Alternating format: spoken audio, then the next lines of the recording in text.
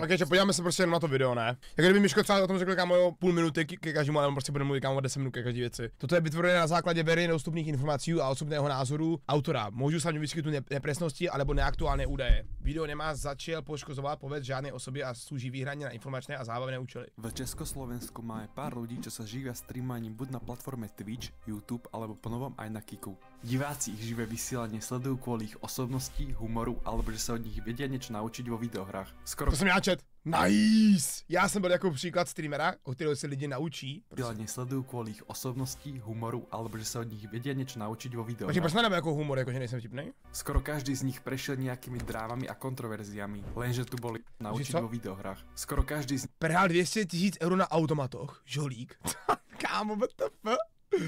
nich prešiel nejakými drámami a kontroverziami. Pokakal a pošťal sa na streame. Lenže tu bol jeden, čo prdol si Eve Farnej do ucha. Si na svoje konto pripísal viac než dosť. Jeho meno je Michael Average. Tak by som povedal, že nalaď. Čiže toto je Miško Average. Je to niekoho zaujímať, za to vôbec môže kúkať, ty mi povedz. Najväčšia svíňa československej streamerskej scény. Bol Michal vždycky solo streamer a ako sa stal najnenávidenejším streamerom v Československu? Michal sa narodil v decembri 1988 v hlavnom meste Slovenska, Bratislave. V 12 rokoch sa sťahuje do Trenčína, kde býva so svojím otcom. Ten trpí schizofrenickými poruchami, takže sa o ňoho Michal musí starať a kupovať mu jedlo sám. Otec vyjde z domu len párkrát do roka a to jedine, keď ide o návštevu lekára. Inak je zavretý doma na invalidnom dôchodku. Michal nie je najlepší študent, aj keď o sebe verejne prehlasuje, že je bystrý, musel niekoľkokrát robiť komisionné skúšky na konci školského roku. V neskoršom veku menil dokonca 3-krát strednú školu. Najprv nastúpil na kresťanskú strednú, ktorú kvôli prístupu jeptišiek v zápätí opúšťa. V priebehu pár týždňov nastúpil na zdravotnú školu v Trenčine. Počas štúdia na tejto strednej škole sa v 16 rokoch učí vo WordPresse tvoriť web stránky. Na zakázku ich potom tvorí pre rôzne firmy, podnikateľov alebo individuálov. Takýmto side hustlom si počas strednej dokázal našporiť niekoľko tisíc eur. Po 3 rokoch však strednú v 3. ročníku štúdia dobrovoľne opúšťa. Pohádal sa s učiteľkou, ktorej neskôr počas jeho kariéry verejne nadáva, ale o tom až neskôr. No, prostě Miško, to má prostě v sobě, on to má v krvi, to, že se prostě hrotí s každým, prostě kámej s učitelem, chápeš? Štúdium prerušil v novembri a keďže nejakú maturitu predsa chcel mať, tak nastúpil o 13 mesiacov v januári o 2 roky neskôr na externé štúdium podnikateľskej školy v Trenčíne. Počas tohto voľna začal sledovať až 6 rôznych filmov za jeden deň. Nerozumel veľmi po anglicky, ale keďže sa ju chcel naučiť, začal filmy sledovať v pôvodnom dubbingu s titulkami. Tomu pomohlo do bodu, že si bol schopný pustiť video na YouTube od anglicky hovoriaceho tvorcu a porozumieť mu bez hociakej pomoci. Takto začal sledovať ľudí hrajúcich Call of Duty, ktorí popri hraní video komentovali. Michaelovi sa vnúkla myšlienka, že aj on by si mohol založiť kanál. Na zdravotnej škole, ktorú opustil, ho nebavilo prebalovať plienky dôchodcom, ale bavilo ho komunikovať s pacientami, ktorým zlepšoval náladu. Touto formou by tak mohol zlepšovať náladu všetkým ľuďom na internete. Dňa 18. októbra 2011 otvára platformu YouTube a zakladá si účet. Lenže aké meno vymyslieť? Napadlo ho Michael, jeho krstné meno v angličtine, a Average, priemerný, pretože sa cítil, že žiadnej hre nie je lepšie ako ostatní, ale skôr taký obyčajný. Dal si za cieľ, že sa YouTubeom chce živiť, tak mu prišlo rozumnejšie začať s komentárom v angličtine. Mal by tak vyšší potenciál osloviť širšie publikum a zároveň by ho mohli sledovať ľudia z USA či Veľkej Británie, čo by znamenalo oveľa vyššie zárobky za 1000 zhliadnutí, ako by Ty vole, zasraný Američani, k***a! Čo my máme v Česku, kámo? My, chudí youtubeři. A ty vole United States of America, hamburgers. dostal na Slovensku či Česku. Smrdí. Jeho prvé video je z hry Dota 2, kde radí ľuďom rôzne typy. Tak si divte, kámo, že Backstreet se na nás vyjel. Podívejme se na to, kde jsme. Jsme chudí svině. Dostal na Slovensku či Česku. Jeho prvé video je z hry Dota 2, kde radí ľuďom rôzne typy v tejto hre. What's up guys, Michael Average here and I'm here with tutorial how to play Lycan on early phase. Nahral ešte 3 videá z tejto hry a následne začal s Call of Duty s rovnakou tvorbou, čo sledoval u anglicky hovoriacich kanáloch. Jedno takéto video mu trvalo spraviť až 10 hodín. 7 hodín hral hru a potom z nej vystrel najlepší pár minútový úsek. Nasledovné 3 hodiny mu trvalo nahrať anglický komentár, keďže nemal najlepšiu výslovnosť.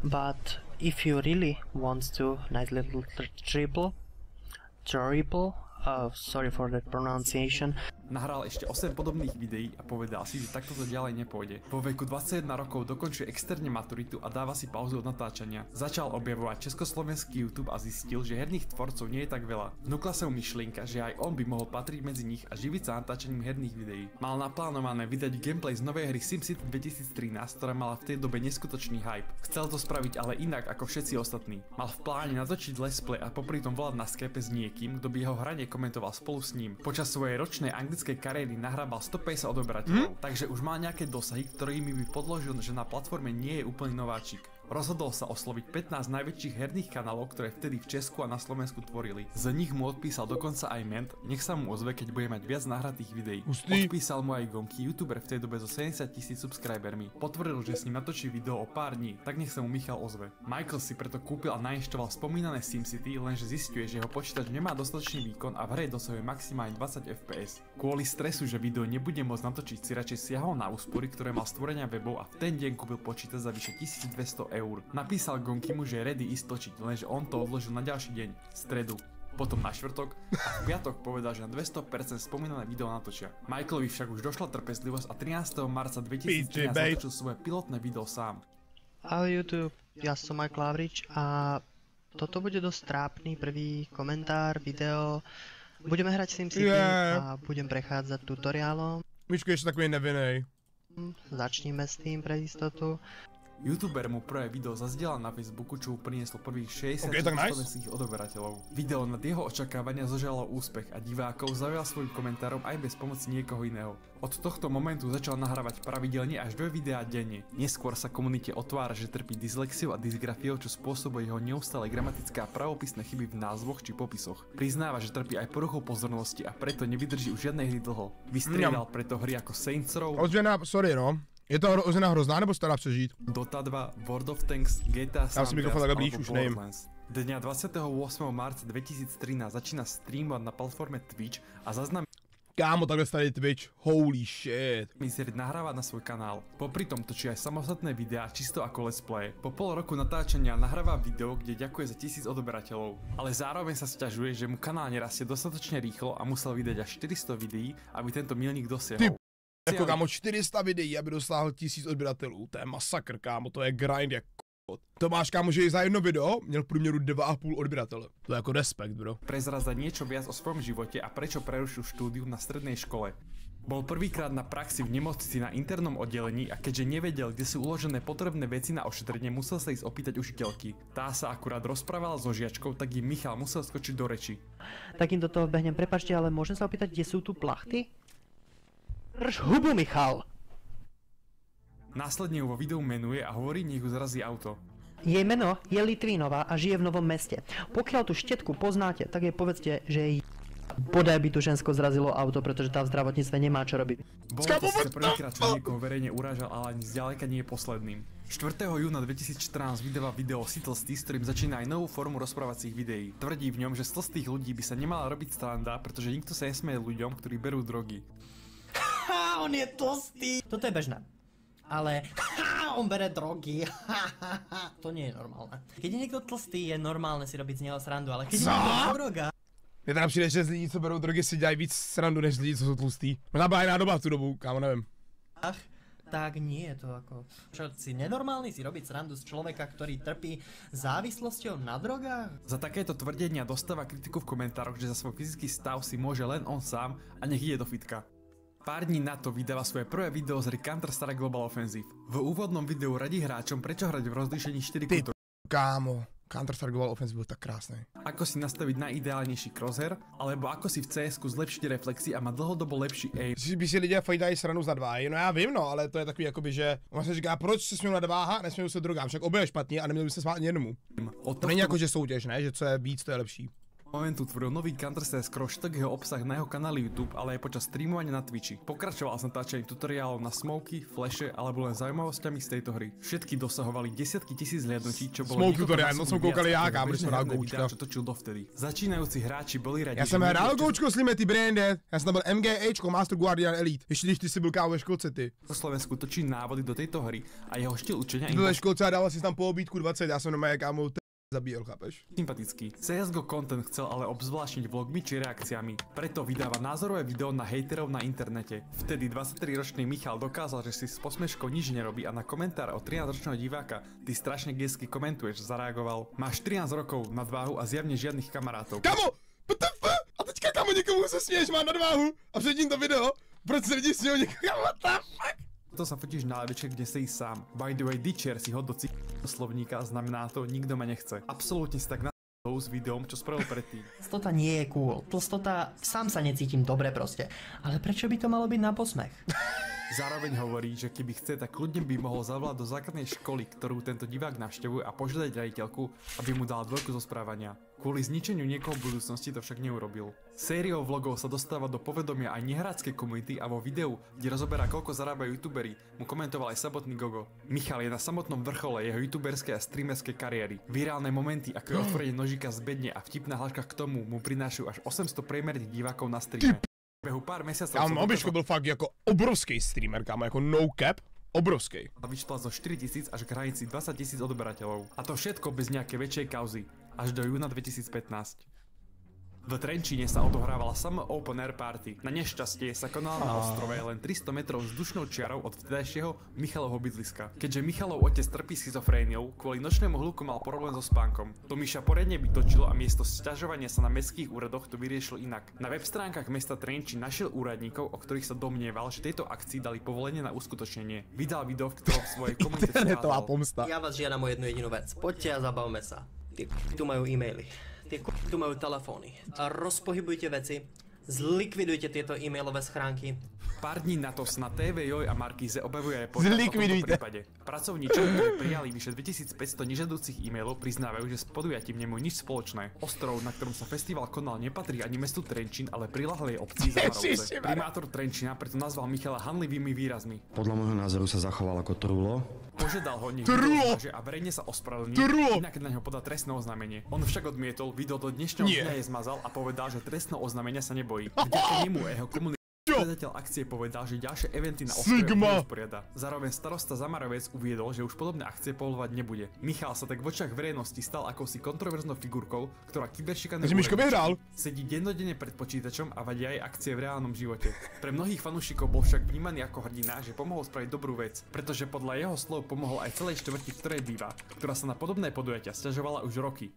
Michal v tejto istej dobe rozbieha novú formu speňažovania na zvýšenie svojich zárobkov dosť kontroverzným spôsobom. Svojim divákom ponúka za 2 eurá hodinu hrania s ním. Obraňuje si to tým, že profesionálni hráči pýtajú 50, 100 či dokonca aj 200 eur za jednu odohratú hodinu. Peniaze získané od divákov majú ísť na zlepšenie zdravotného stavu jeho psychicky chorého otca. Kvôli silným liekom začal veľa fajčiť a potrebuje peniaze na cigarety. Takisto v domácnosti majú základné spotrebiče ako mikrovlnka, práčka alebo umývačka riadu. Tvrdí, že zarobené peniaze. Ale 2 euro za hodinu hraní, to je docela dobrá cena. Jako nevím jak tehdy, nevím jak to bylo dávno 10 let dozadu, ale jako to je docela dobrá cena, ne? Sa využili aj na kúpu týchto vecí. Tento dôvod odrádza mnohých fanúšikov prestať Michala sledovať, keďže keby naozaj nejaké peniaze... Peníze tátovi na cíga dobrý, no, tomu nepomůže, kup mu trip nebo trávu. potrebuje, mohol by predať svoje auto. BMW E46 z roku 2001, ktoré kúpal za 6000 eur z peňazí, čo zarobil tvorením webov ešte pred jeho internetovou kariérou. Pritom Michal nemal ani vodičiak a auto mu už 2 roky stalo v garáži a zbytočne zaň platil STK a emisnú či povinné poistenie. On si kúpil auto za 6000 euro, když nemá ani řidičák. What the fuck? A tak dobrý na video, ne?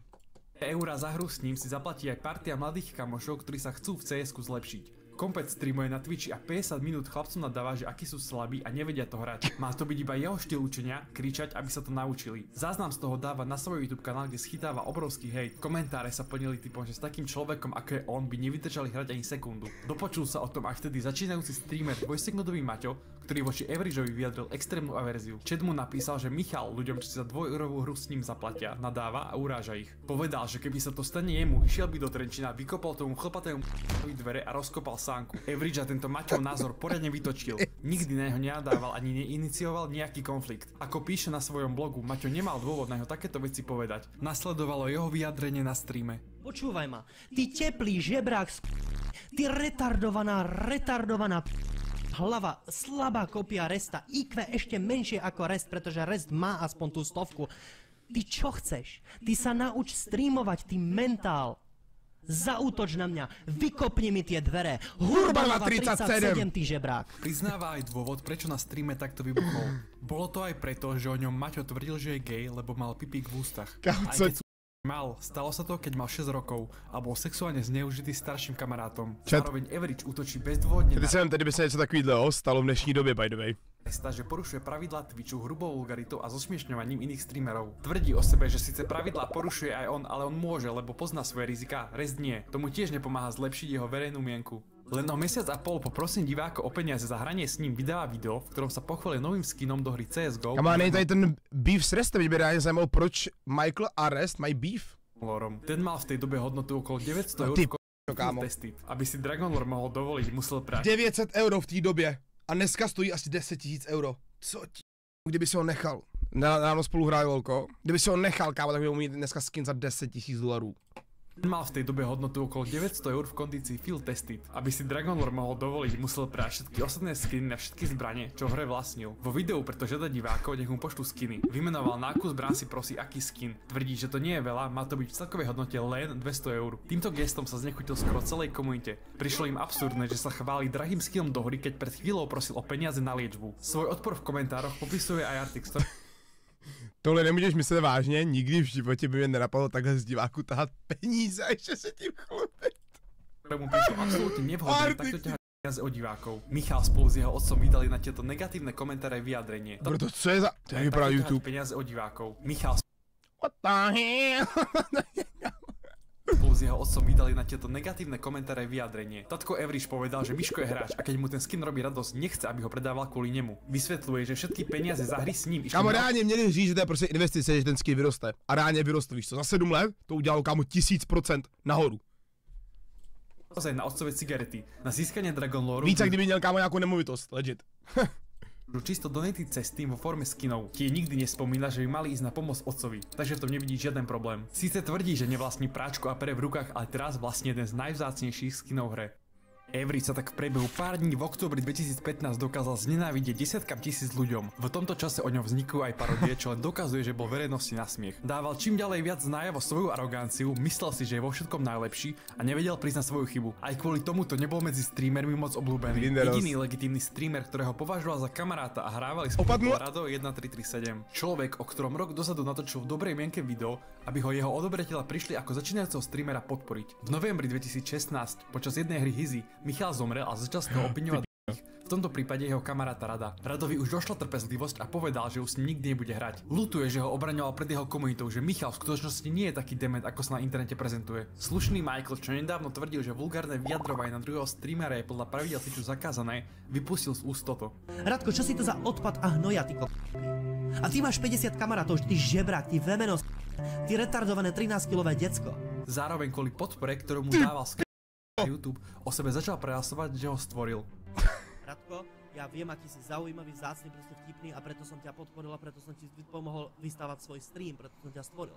V takémto kontexte to tam je použité, je to tam použité ako kompliment, on to vidí stále ako urážku. Proste, ja som strašne rád, že sa stalo.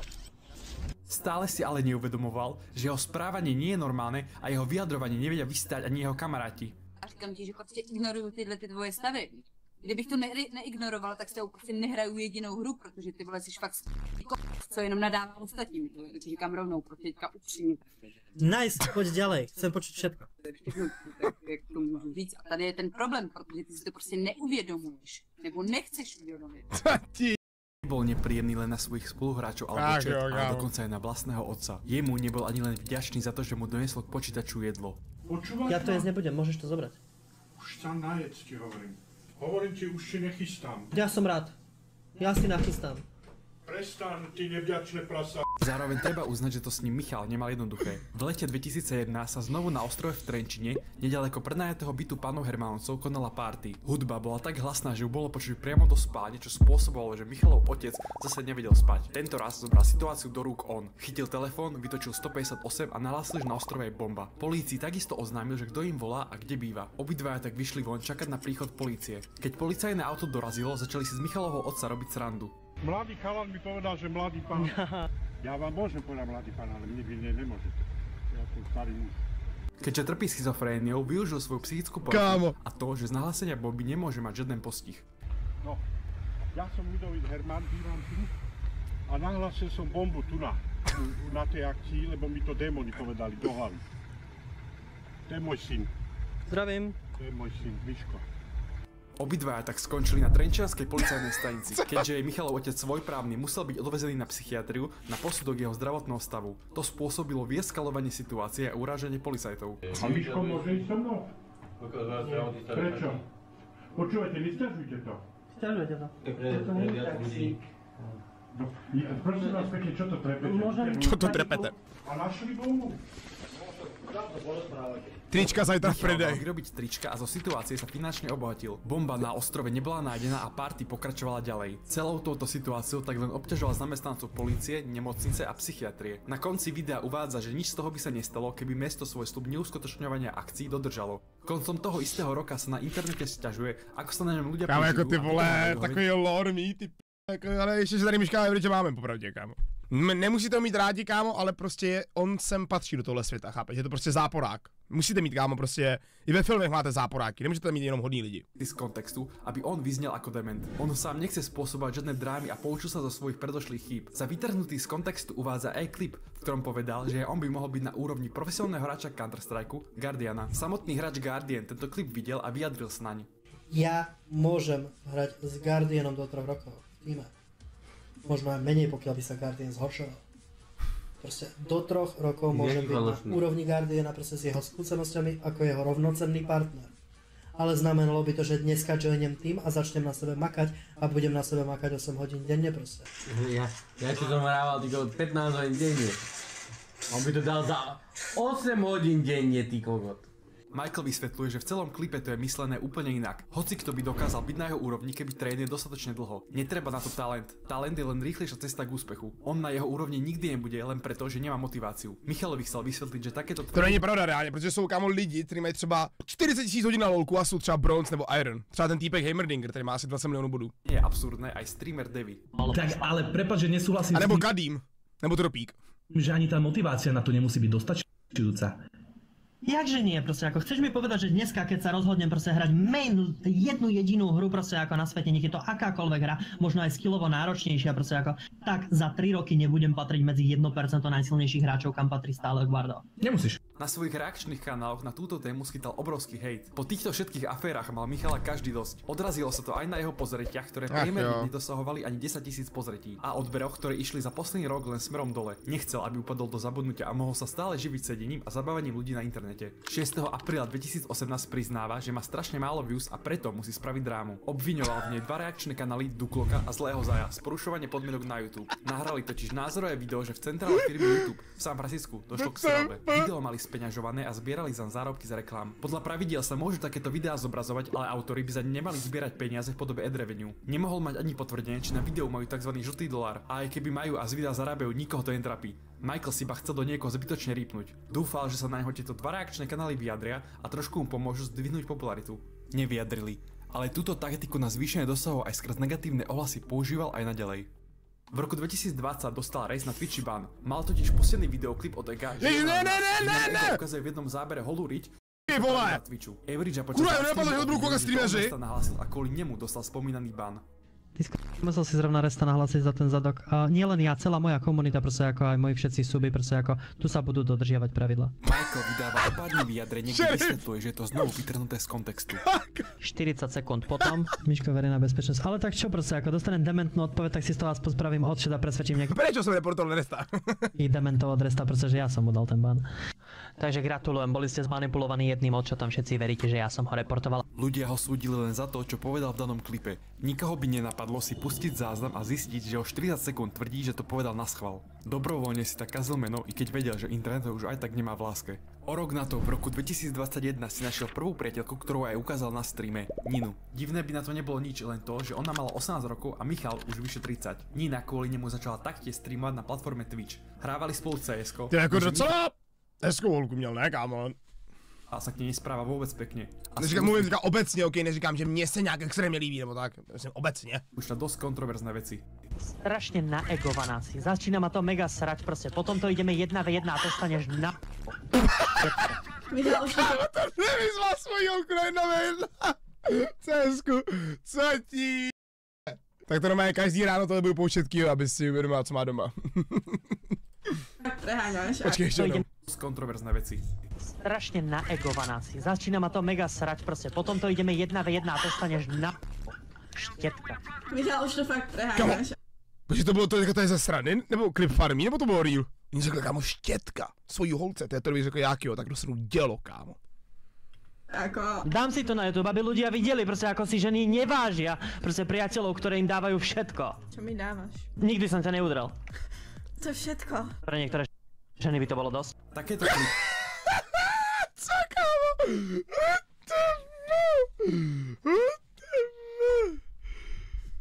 Zverejňované na TikToku dostávali stovky tisíc views. V priebehu pár dní získala až 7000 nových followerov a dosahovala až 150 priemerných divákov na streame, čo je podobne ako legenda československého Twitchu Grindr. Na jeseň toho istého roku je Michal spolu s jeho frajerkou na herno-technologickom festivale v Košiciach Game Fair. Tam spoločne v rozhovore prezradzajú, ako to skutočne bolo. Byl to kámo clip farming, ty ale kámo tohle není reálně dobrý clip farming, ne, když takhle ze sebe děláš kakao. Jako neříkám, když já klip farmím, jo, že občas říkám, že nevím, kde je prostě Makedonia. Já vím, že to je v Evropě, víš co. Ne, to já jsem na schvál, jakoby, jo, to je v Africe, že jo, a to dělám na schvál, já nejsem tupec. To je prostě klip farming, ale normální, víš co, to si nikdo nemůže říct, že to je jako, nebo jako můžeš, jo, ale ne, kámo, bych řekl svojou ty štětko. Ale že som...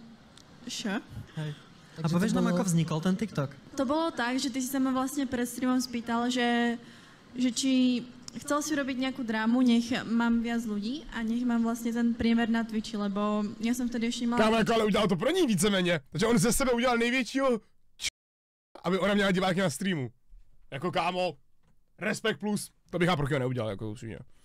Partnera a potreboval som nejaký priemer na to, aby som ho získala. Tak Michal mi povedal, že... A nebo možná, to tak není a jenom teďka se to snaží zachránit, aby Miškovi jakoby, aby Miško nevypadal jako možná. Že môžeme ísť aj touto cestou.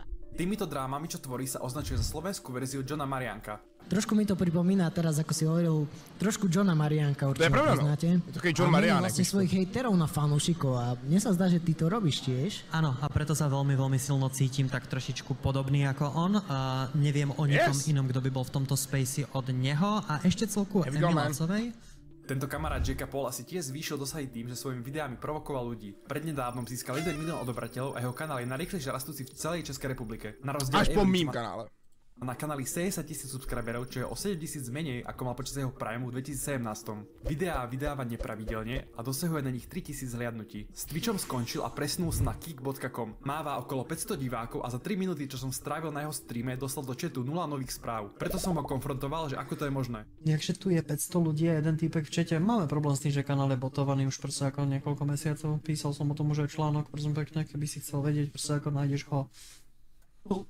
V článku píše, že patrí medzi partnerov Kiku a za to, že ho diváci sledujú, dostáva peniaze. Výška výplaty záleží od počtu divákov a počtu ostreamovaných. Jako to je už říkám, za 10 streamů 1000 doláčů? Hodín. Pohybuje sa okolo 2,80 na hodinu pri počte 100 divákov. Preto je obviňovaný, že si na kanál platí botov, aby mu umelo navýšili počet. Jako je to divný, že kámo, buď to prostě dělá Miško, anebo já má někdo Miška brutálně rád. Chápeš? Proto je jakoby open, ne? Nebo já nevím, kámo, pozná ten kick reálně, když máš ty diváky botovaný nebo ne? Ale tohle je chytrý, jako je to chytrý, kámo, jestli to takhle Miško dělá, víš co, jako nikoho neokrádá, víš co, okrádá kámo kick a ten nemají, to je prostě gambling stránka, takže co?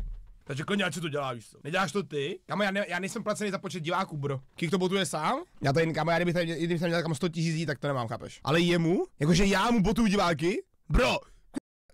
Já mám Miška rád, okej, lidi, ale jako... No ale jestli to dělá kick sám, tak teda platí oni i za ty diváky, co botujou, nebo ne? Protože jestli jo, tak je to divné, kámo. Sledujúcich a tým za hodinu zarábal viac. Aby tieto obvinenia vyvrátil, ukazuje screenshoty, v ktorých je jasne vidieť, že počet eur ostáva rovnaký. A jo. Je to možný, no, že to teda dělá jakoby, dělá sám. Ale i tak je to dobrý, kámo, za 11 hodin streamu 75 € od Kiku za 12 hodin, to je jako hodně solidní, si myslím. Pri reálnych 200 divákoch alebo ďalších 500 nabotovaných. Priznáva ale, že tento partnerský program tvorí jeho hlavný príjem a kvôli tomu, že streamuje 16 hodín denne, si vie zarobiť za mesiac slušné peniaze. No tak stále je to pre mňa proste ako v týchto nasadeniach, proste ako 15-16 hodinových streamoch, stále je to pre mňa cez 3000 € mesačne, takže... To je hodne ústý, kámo. Na vysokej nohe a môže len dúfať, že mu partnerský program nebude zrušený. Ospravedlňuje sa za svoje... Kick vlastní kasína, který vlastní kartely z Mexika a ty kartely perou peníze přes Kick. Prostě Honzo, ty vole, drž už p***u, kámo, to jsou zase ty informace z TikToku, kámo, Bombardino, Krokodilo tam, kámo, říkal. To je pravda, kámo, prostě To kasino vydělává miliardy i tak, protože vypadají nějaký prachy, ty. Uvědomuješ si, kámo, jak je to kasino velký, že to je největší kasino, kámo, největší kryptokasino na světě. Proč by, kámo, měl nějaký mexický kartel? Nevhodné správanie. Mexický kartel a praví ale kámo, oni mají krypto, kurva, tam jako nepotřebují kartel, aby praví peníze. Začiatok. Mal v pláne sa ospravedlniť v kleši proti dvojsekundovému. To je jako, že si založí, kámo, do kadeřnictví tady v Ústí, víš co, jakože tam mají, kámo.